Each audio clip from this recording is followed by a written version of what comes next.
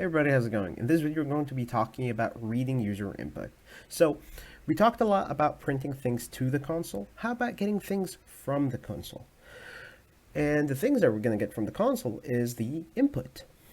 So naturally, the thing that we're going to use to get the input is the word input. That word is something called a function. If you have these parentheses next to it, it's something called a function, which is something that we're going to discuss very, very soon in this course. Once we get that user input, we need to refer to it somehow, right? So we're going to store it in a variable called name. Okay? And then once that's done, we're going to print out that name. So let's run this program. F5. And you see here that there is this little cursor. When you click here on the console, in the bottom right corner, there is this moving cursor. That means it is ready to accept input. So I'm going to write Mora codes. Okay? So it took Mora codes in and put it in the variable name, and then it printed it out again, Mora codes. How about if I want to add some additional things to it? So for example, let's use string manipulation, the thing that we talked about in the last video. Name is equal to new name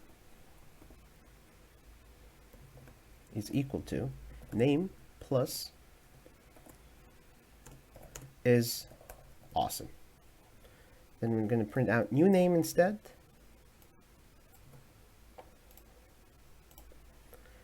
We're going to look at the right hand side. We're going to see the cursor moving, means it's ready for input.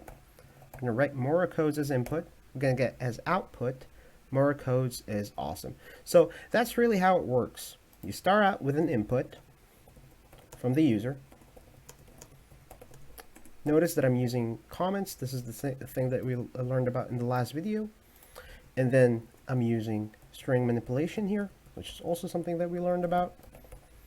And finally, we are using print to log our results in our console. Okay?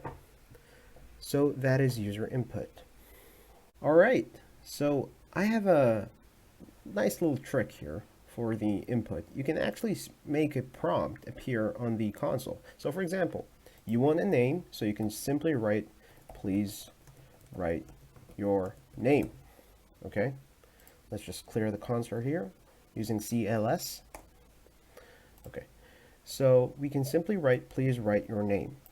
Let's run that so we can see the results. F5. It writes here, please write your name. And right next to it, there is a cursor. This cursor is ready to accept input. So you write Mora codes. And the same thing happens. But this is a bit janky. It's not working very well. So maybe we need to have some, to add some changes to it. So remember the \n that we talked about. Maybe that should come in handy. So let's try this out. Let's run the code.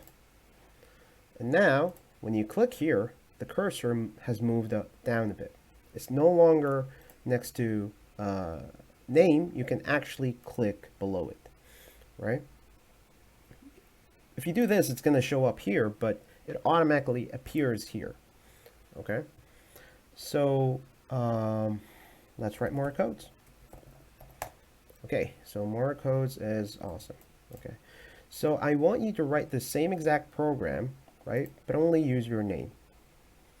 So that's it for input, and I'll see you for the next one.